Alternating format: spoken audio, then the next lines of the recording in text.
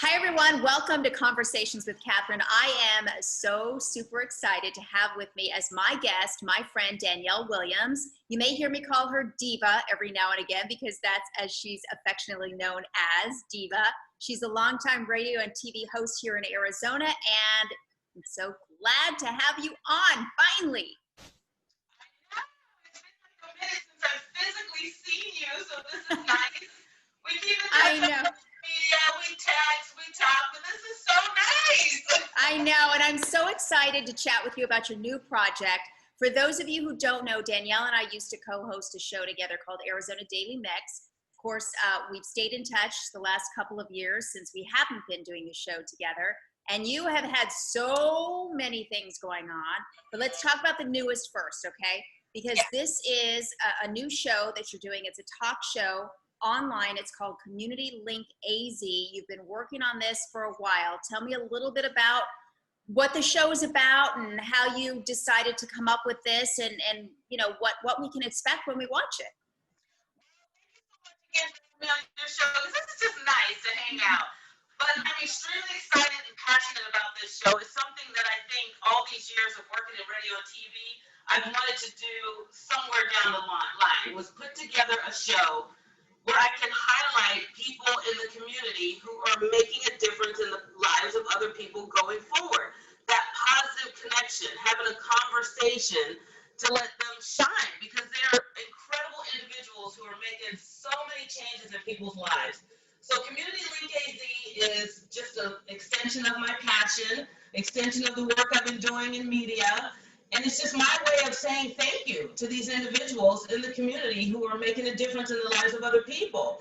So I did take a little while to put this together because, one, I needed to find a location that was warm and inviting, so when you came in, you felt good and you wanted to share your story. So I was able to do it at my friend Blanca's flower studio, which is amazing flowers here in Phoenix on Central. Go visit Blanca. She does a great job. She does great work. She's a local shop. She's, very open to all types of ideas because she's extremely creative. So if you're looking to brighten someone's day, flowers does it in a big way. Big thumbs up. Yes. And this is a good backdrop because it just makes people feel welcome when they come in. So when they're sitting there, they're sharing their story and their passion. They're excited, they're comfortable, and it just has a nice aesthetic that says, I'm here for you, and I'm just extending this, open hand to say, thank you. I appreciate you. I cherish the work you're doing, and, I just want you to shine because there's not really any place else that they're going to be highlighted. Nobody's going to talk about them on the news or anything like that. So this is my way of just, taking my media experience and just having a creative outlet during this time and also getting to do what I love and put a spotlight on these individuals who are making a difference in our community because there's so many good people out there. Well, I know you and I have talked about that a lot. That was one of our favorite things to do when we were doing the show, is to talk to these nonprofit organizations, the people behind them, but also these ordinary people doing extraordinary things. Those were my favorites. I know they were your favorites. Do you have a theme as far as guests go? Is it just nonprofits? Is it kind of anybody doing something unique and special? It is primarily nonprofits because this is a great platform for them. But I have, started to slowly, because I've been meeting so many cool people who are making differences in people's lives, who have started unique businesses as entrepreneurs. So I'm starting to open it up to individuals who do have that passion, who are also, setting the mark for others to embrace what they do that ultimately change their lives in some way positive going forward. So entrepreneurs, business owners, nonprofits, people in the community who are just into volunteering and their connection with that, because some people have been able to just make a lifetime commitment out of just being a volunteer and all the experiences that come with it and the things that they've been able to help do going forward, as well as transform their own lives. So they have a story to tell. So I like to highlight that. I highlighted a social worker who works in one of the medical facilities here in the Valley, because that's a major resource that a lot of people don't know about or are able to tap into. So yeah, just, resources, nonprofits, entrepreneurs, educational platforms, or those individuals with those special stories. that we just want to hear about because it makes you feel good. And that's what I'm trying to put out there. This is a feel-good show because we need to feel good. Yes, and you are the epitome of positivity. For those who follow you or have watched you on TV or listened to you on the radio, they know that you are very authentic. You lay it all out there. You are everything that you appear to be. And one of the things that I think I've discovered most about you in the last couple of years is just how much strength you have. Again, for those of you who follow Danielle, you know that she's been battling really something major the last couple of years. I'll never forget 2018, November, when you called me to tell me you have stage 4 lung cancer. And I'm thinking, wait, what? You're in the best shape of your life. You don't cuss, you don't drink, and you don't smoke. Made no sense to me. Walk people through what that diagnosis was like for you personally and how you have transformed your life as a lung cancer survivor the last couple of years. It's been an amazing roller coaster. I have to tell you, it's never a dull moment. And it was. 2018 was my year. I had made a commitment to myself to get in the best shape of my life because it was a big year for me. In May of 2018, I was turning 50. So in January, I had always worked out years prior to that, taking care of myself, eating healthy.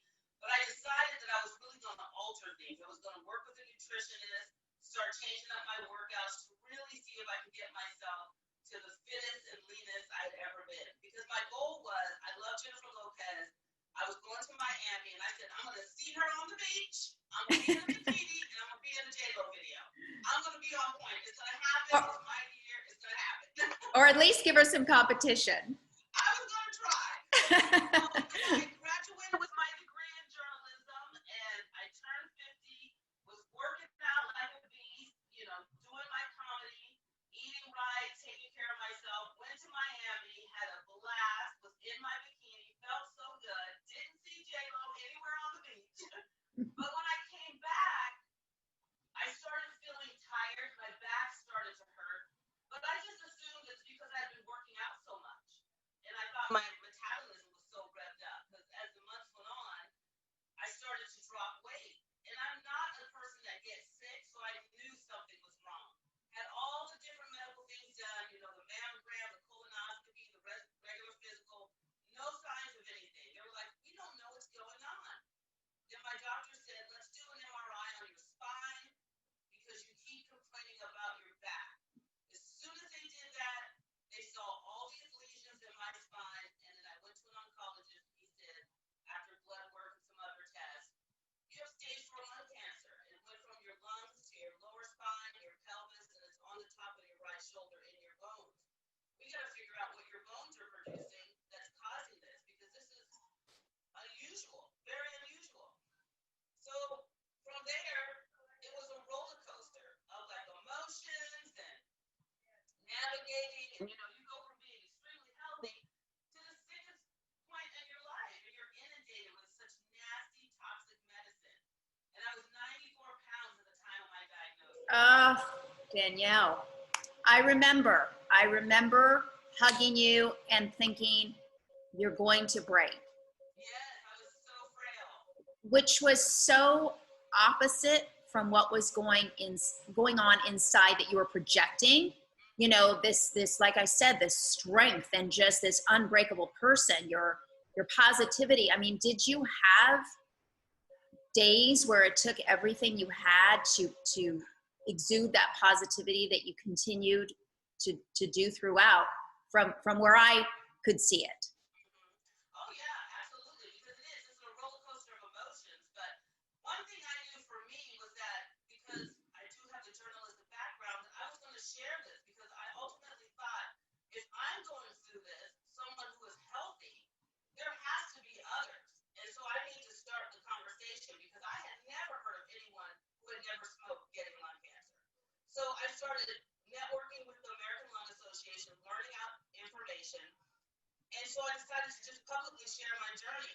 And from there, it just opened up a wealth of conversation. And because of the way I chose to handle it, I looked at it as once I embraced my cancer, because the reality is everything starts in your mind. At least this is how I feel. And it's mind over matter. I had to understand that this cancer wasn't going to go anywhere overnight, and it was going to be the hardest fight of my life. So instead of being mad about it, I'm going to embrace it. I'm going to make fun of it. I'm going to move forward with it. But I'm going to look at the positive side because I can see something bigger coming from this. And so much big stuff came from it because I shared my doctor appointments on Facebook Live, my chemo appointments. I would make it an event and make it fun for me so I can get through it. So I would do my hair, my makeup, wear high heel shoes when I could, and just get dressed up to make it an event because then it felt like it wasn't as daunting or as heavy because it's so overwhelming. Yeah, I think you were the most glamorous person at your chemo treatments, for sure. Over time, the nurses, every time I would come in, because I was going every 3 weeks to get the nurses would come over and they go, "Oh, we just came to see what you're wearing." Yeah, what shoes are you wearing today? This is the fashion corner of the medical facility. When you come in, it's all good. Well, where are you though with the lung cancer today? Because you look like somebody who has beat it. I know, and that's so funny because so many people always ask me, "Are you still sick?" And I have to tell them, yes, I'm still sick. Unfortunately, about 3 weeks ago, I had a scan done, and the doctor saw the cancer came back in my right shoulder. So I had to go for 2 weeks every day and get radiation to address the cancer in my shoulder that came back. Now I'm on new medication because the cancer slowly is starting, the cells have gotten active and they're slowly starting to spread in my lungs where they had never spread before. So they put me on a new medication, and I still get blood work. I still get scans and checkups. At the end of the month, I'll be going to get more medication through my port. Because right now I'm taking a pill to kind of see how this works out for me. But at the end of the month, I'll go back and get my old school chemo through my port. So yeah, it's still a roller coaster. I still have it, but I just live my life like I don't. And Yep. I've had, between December of 2018, where I had 30 days of full radiation, started my cancer journey. January of 2019, I started the chemo every 3 weeks up until about a month ago. And then I had surgery on my spine, biopsies done on my lung, I had the port put in, and I always get blood work like every 3 weeks prior to getting my chemo, which I was getting every 3 weeks. So it's still ongoing. It's not as intense as it was, but there's still, the medical bills, the conferences with the doctors, the visits, the blood work, the ups and downs of your scans, depending on what they project. And yeah, so it's become just my life now. So I just live with it, deal with it, but just push on. Right. You continue to do that with such grace. And, I have to ask, like, what is your one piece of advice for somebody who is dealing with something like this, or perhaps just in general to have that resiliency in the face of adversity? Well, for me, I would personally say, because I've had the opportunity, because once I started sharing my story on social media, it got picked up by different media outlets and magazines and newspapers. I was hit up by a lot of different people who either knew somebody who was going through cancer and was like, "I want them to follow you on social media because you don't seem like you even have it. And all the stuff you're going through, it's like, how can you still, look the way you look and be happy?" So I would tell someone, you have to find that silver lining. You have to figure out a way to be your own cheerleader and champion. The cancer will be there until it is cured within your system. But in the meantime, instead of being mad about it, embrace it and find the good in it and find a little humor, because all of that trickles down to the way your body reacts. And if you can react with positivity and goodness, your organs respond to that. Your body's mentality and the way you stand and sit, your posture, everything responds in a more upbeat, positive light to where you start to feel better because you're exuding a different type of energy. So you have to find it within, and it doesn't mean it has to be over the top. Start out small by just figuring out one thing throughout that day that you can focus on that's positive to get you to the next step, what you're dealing with, whether it's lung cancer, colon cancer, and it's miserable. But I mean, if you're in the hospital, have fun with your doctors and talk about the crazy food. You have to start journaling. If you're someone who likes to do the Facebook Live videos, do the videos. If you're someone who likes to maybe just write down things or draw, express that creativity and let it out. Do not hold it in, because that's the worst thing you can do. Such great advice, Danielle, and you are just such a powerhouse. I just love you to pieces, and I'm so, so proud of you and how you've taken this journey and just run with it in so many positive ways, one of which, of course, is Community Link AZ. Do you think it's made you I've always considered you a compassionate person, but do you think it's made you more of a compassionate interviewer? I would think so, on a different level, because now you start to see your life in a very different way. It's so fast-paced, hustle and bustle with all the things I was doing, and sometimes you don't take a moment to really just breathe, sit back, relax, listen, and take it all in. And with this show and a one-on-one interview, I have a chance to just let them have the conversation and sit back and just relish and the joy that they're exuding from what they're doing, and just appreciate it. And it's not, because my life is just different, and just those little things don't even matter anymore. You just understand, when you're dealing with something like lung cancer, the little things in life don't matter. So having these conversations, you're a little bit more compassionate, you have a little bit more time to appreciate, and you just really see things in a different light, and you just appreciate more, I think. So I'm so happy that I was able to do my media, my radio, my TV career, go through this cancer journey, which I'm still going through, but see the insight and be open to the blessings that it has to offer, because my life is so much more richer from it, and I've met so many people that have just solidified that what I'm doing is what I need to be doing, and everything has worked itself out. That is beautiful, Danielle. So tell everybody where they can find the show. You can find the show on YouTube, Community Link AZ. You can also find it on Facebook, and has its own page, Community Link AZ. And I post videos once a week, because I record the show once a week. And it's just great, because in that way you'll get a chance to hear cool stories, feel good, and just know that there's some good news out there to share. Lots of people are doing wonderful things. Yay, including you. And I'm so, so happy to be able to help share the wealth of information that you are providing for people with your show, and just the fact that you are back doing it. I just love it. I feel so good. Little things here and there. I got doctor's appointments 3 this month, but you know what? I'll get through it and it'll be fine. So it's all absolutely good. And mom's still here, right? Yeah, she is still here. She's been Zooming. She's actually in the other room. I was Zoom-tastic here in this house.